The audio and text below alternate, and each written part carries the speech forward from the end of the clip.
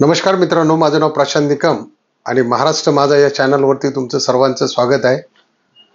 चॅनलला असाच सपोर्ट करत राहा. आपण नेहमीच नवनवीन विषय घेऊन येत असतो. आज सुद्धा खूप जबरदस्त विषय आहे. आपल्या दैनंदिन जीवनामध्ये आपल्याला ह्या गोष्टी पाहायला मिळतात, पण त्याची बारकाई लक्षात येत नाही. तर थंबनेलवरून तुमच्या लक्षात आलं असेल की जर माणसाला कुत्रा चावला तर त्याला पाण्याची भीती का वाटते, अंधाराची भीती का वाटते.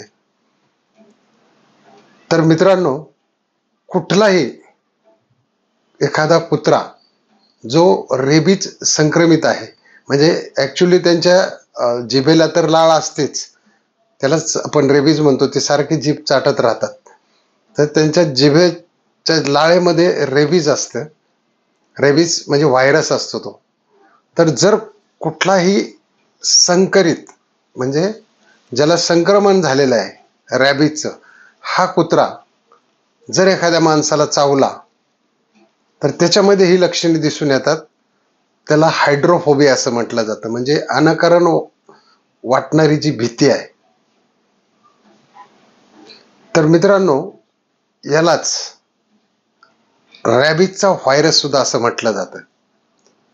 समजा एखाद्या व्यक्तीला जर कुत्रा चावला तर त्याच्या जिभेमध्ये लाळ असते मोठ्या प्रमाणात, आणि ती लाळ त्या जखमेद्वारे ज्यावेळेस आपल्या रक्तामध्ये मिसळते आणि रक्तामधून ती ज्यावेळी आपल्या मेंदूपर्यंत पोहोचते, कारण त्याचे जे रॅबीजचा जो व्हायरस आहे तो लहान म्हणजे लहानात लहान ज्या नर्व सिस्टम आहेत, मज्जासंस्थेकडे जाणाऱ्या नर्व सिस्टम, म्हणजे आपल्या मेंदूमध्ये कमीत कमी 5,000 बिलियन, बघा मी काय सांगतोय, 5,000 बिलियन नर्व्ज असतात, म्हणजे छोट्या छोट्या रक्तवाहिन्या ज्याला आपण म्हणतो, त्याच्यामध्ये हा अटॅक करतो.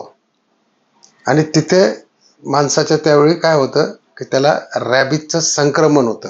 आणि ज्यावेळी त्याच्यात ही लक्षणं दिसतात त्याच वेळी त्याचा घसा जो आहे तो आकसला जातो. घशाचे जे स्नायू आहेत ते आकसले जातात, आणि ज्यावेळी तो पाणी प्यायला जातो त्यावेळी त्याला तीव्र झटके येतात. म्हणून त्याला म्हटलं जातं हायड्रोफोबिया, म्हणजे पाण्यापासून वाटणारी भीती. तर ज्यावेळी हा रॅबीजचा ज्यावेळेस संक्रमण होतं एखाद्या व्यक्तीमध्ये, त्यावेळी त्या व्यक्तीला अंधाराची सुद्धा भीती वाटते, किंवा एखादी जोरात हवा चालली तरी त्याला भीती वाटते. तर मग अशा वेळी काय करायचंय? ज्यावेळी आपल्याला एखादा कुत्रा चावतो आणि त्याची लक्षणं ज्यावेळेस अशी दिसतात की हायड्रोफोबिया सारखी, म्हणजे एक प्रमुख लक्षण मानलं जातं असं की जे ज्याला पाण्याची भीती खूप वाटते त्यांना. तर त्यावेळेस काय करायचंय, ज्यावेळेस कुत्रा चावेल त्यावेळेस कुठलीही साबण असेल त्याने एक 10-15 मिनिटं हात धुवायचा आहे. जिथं चावलेलं आहे ती जखम धुवायची, फक्त पाण्याने धुवायची नाही, तर ती साबण लावून पूर्णपणे स्वच्छ करायची आहे तिला. आणि कुठलाही विलंब न करता पहिलं तुम्हाला जायचंय ते डॉक्टरांकडं. डॉक्टरांकडे गेल्यानंतर तुम्हाला ते अँटी रेबीज व्हायरस ही व्हॅक्सिन देतात. ही व्हॅक्सिन देण्याचे डोस पण आहेत. आता पहिला डोस म्हणजे उशीर करायचाच नाही. आजच्या आज जरी तुम्हाला कुत्रा चावला, तुमच्या घरचा असो, किती वरून दिसायला चांगला असो, हेल्दी असो, पण असं समजायचं नाही की त्याला रॅबीज असेल किंवा नसेल. तर पहिली तुमची जी प्रक्रिया असेल ती पहिलं तुम्ही तात्काळ डॉक्टरांकडे जायचं आणि पहिला डोस पहिल्या दिवशी घ्यायचा आहे.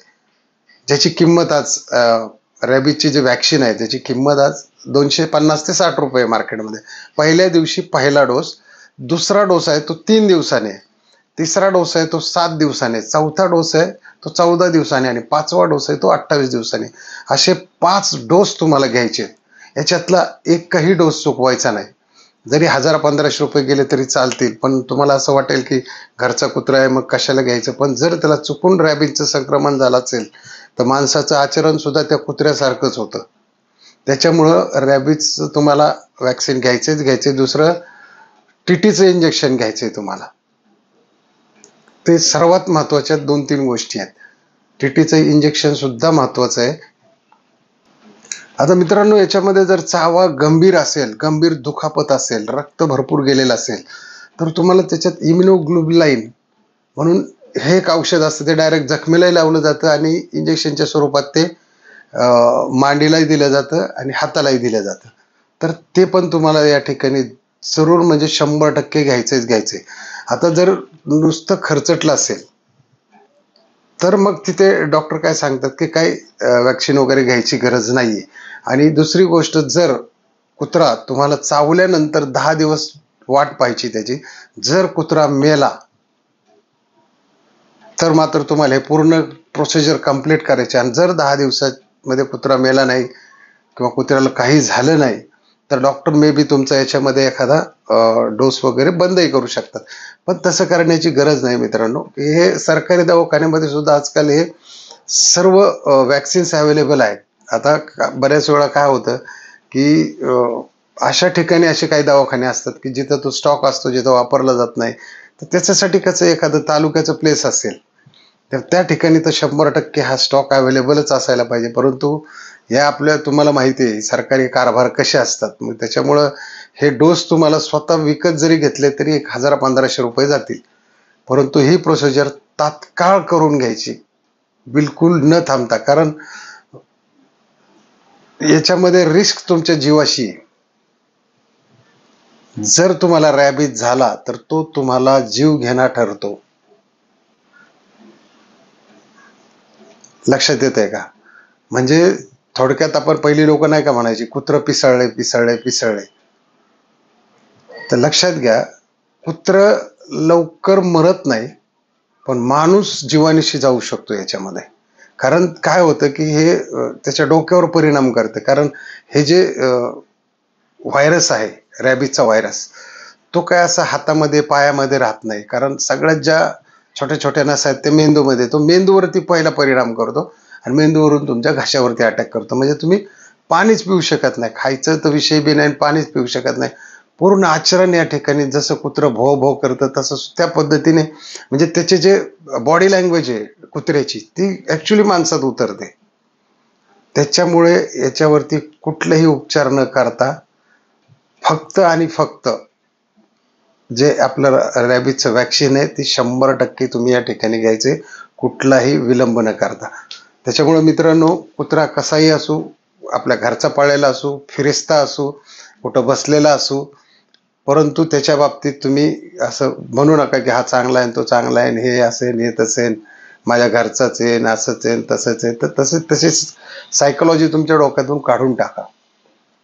हा, जर साधं खर्चटलं असेल, रक्त वगैरे आलं नसेल, दात व्यवस्थित लागला नसेल, तर मग मात्र तुम्हाला काही करायची गरज नाही. त्यासाठी एखादं टीटीचं इंजेक्शन किंवा एखादं वॅक्सिन घेतलं तरीही सुद्धा चालू शकतं. तर मित्रांनो, आजचा जो व्हिडिओ आहे तो कसा वाटला हे नक्की कमेंटमध्ये सांगा आणि सबस्क्राईब करायला विसरू नका. कारण आपण नेहमीच असे नवनवीन समाजाचे हितकारक विषय घेऊन येत असतो. त्याच्यामुळं लाईक करा, शेअर करा आणि सबस्क्राईब करायला विसरू नका. जय हिंद, जय महाराष्ट्र.